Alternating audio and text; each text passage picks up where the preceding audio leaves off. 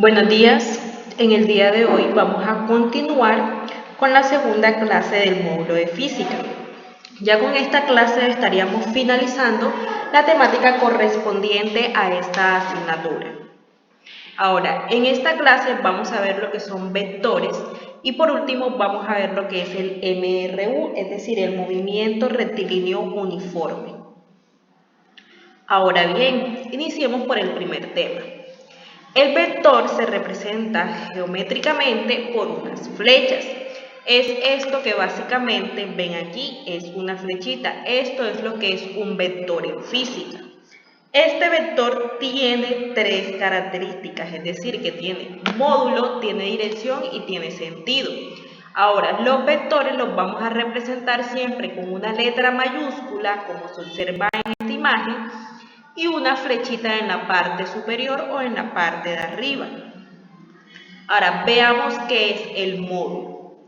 El módulo representa el tamaño del vector. Fíjense que aquí se está señalando el tamaño que tiene el vector, es decir, esta flechita. Ahora, la dirección es la inclinación que tiene la flecha o el vector. Y el sentido se denota con esta flechita, ya sea que el sentido sea para arriba, es decir, positivo, o si el sentido está para abajo, es decir, negativo. Ahora bien, vamos a ver cómo podemos representar el vector en el plano cartesiano. Les recuerdo que el plano cartesiano es esta figura que ven aquí en pantalla.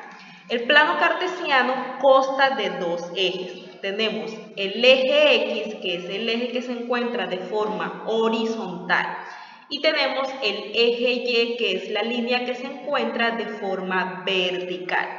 Ahora bien, cada uno de estos ejes tiene un lado positivo y tiene un lado negativo. Fíjense que aquí estos números están positivos y entonces en el lado izquierdo están negativos. Igualmente en el eje Y, en la parte de arriba están positivos y en la parte de abajo están negativos. Ahora bien, aquí me están pidiendo graficar en el plano cartesiano el vector A, que tiene las siguientes dimensiones. Las dimensiones son 4,3. ¿Cómo vamos a graficar esto en el plano cartesiano? Inicialmente debemos de identificar quién es X y quién es Y. Entonces, el numerito que a mí me dan primero, en este caso el 4, es el que yo voy a ubicar en el eje X. Y luego el segundo número, en este caso el 3, lo voy a ubicar en el eje Y. Ahora bien, entonces, si me ubico en el eje X y voy a buscar el 4 positivo, fíjense que aquí es donde se encuentra ubicado. Y luego busco en el eje Y el 3 también positivo, quedaría aquí ubicado. Entonces trazo las líneas. Este sería el punto básicamente que hallé con esas coordenadas, con 4,3. Ahora, a partir de esas coordenadas, yo trazo la flecha desde el origen. Este punto que está aquí en todo el centro se le llama origen. Y desde ahí grafico la flecha, es decir, el vector. Y este sería básicamente el vector A. Ahora veamos cómo podemos resolver la suma y la resta de vectores. Entonces, inicialmente aquí me dan una serie de vectores y me están pidiendo que sume el vector A con el vector B. Entonces, el vector A es igual a 5,3 y el vector B es igual a 4,7. ¿Cómo voy a hacer esta suma? Inicialmente debo de identificar, como se los comenté en el plano cartesiano, quién es X y quién es Y. Entonces, nuevamente les repito, el primer número que me dan es X y el segundo número es Y.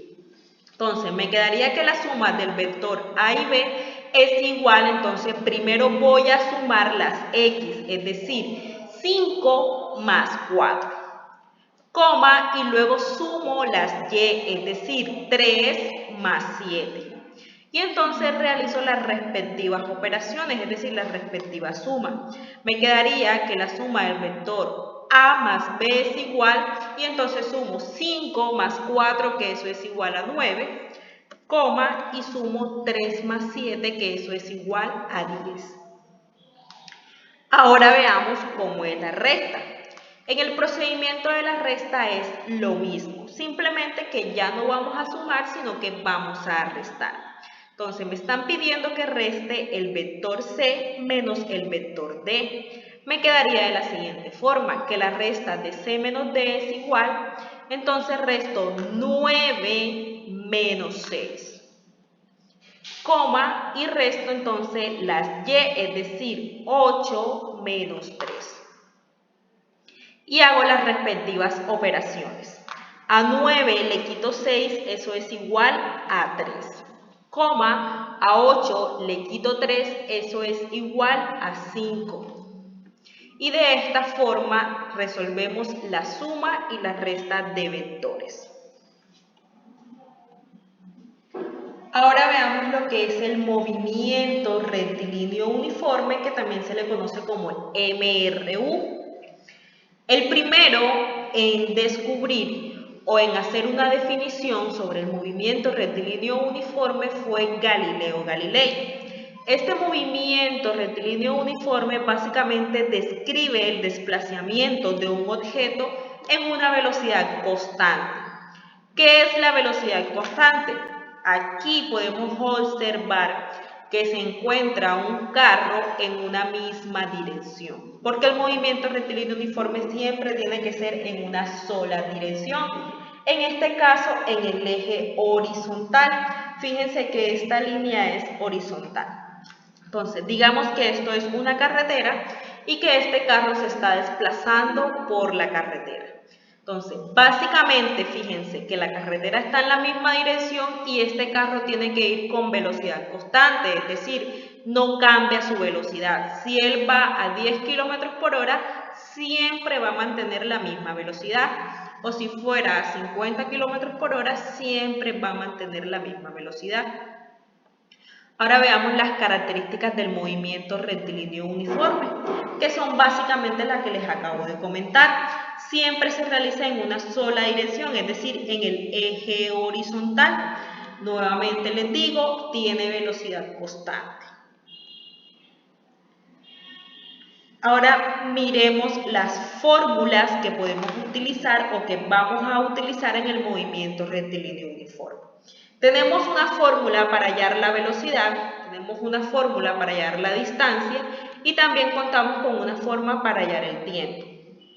Entonces, tenemos este triángulo que nos va a permitir, digamos, identificar de una forma más fácil las fórmulas. Entonces, si yo tapo aquí distancia, si yo tachara este ladito donde está la D, me quedaría simplemente velocidad por tiempo. Y esta sería la fórmula de la distancia. Ahora, si por el contrario yo necesito hallar la velocidad, tacho la velocidad y me quedaría distancia entre tiempo.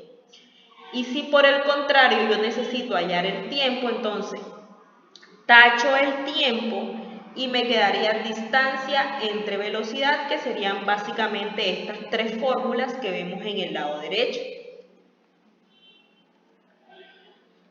Y por último veamos un ejercicio de aplicación. El ejercicio dice lo siguiente. Si Alberto recorre en su patineta una pista de 300 metros en un minuto, ¿a qué velocidad circula? Entonces, allí este problema inicialmente me están dando la distancia. ¿Cuál es la distancia? Son 300 metros. Entonces, yo voy poniendo los datos. Distancia igual a 300 metros. Luego me dice que lo recorre en un minuto, es decir, me están dando el tiempo. Un minuto es igual a 60 segundos. Y por último me están pidiendo que calcule la velocidad. Fíjense que hay una pregunta, ¿a qué velocidad circula? Entonces, la velocidad sería la incógnita. Y vamos a utilizar, pues, obviamente la fórmula de la velocidad, que es igual a distancia entre tiempo. Y simplemente reemplazamos los valores. Tenemos que la distancia es igual a 300 metros y sobre el tiempo que es igual a 60 segundos y realizamos la respectiva división. 300 entre 60, eso es igual a 5 metros entre segundo. ¿Por qué quedan metros entre segundo? Porque aquí la distancia la tengo en metros y el tiempo lo tengo en segundos. Ese sería el resultado para este ejercicio.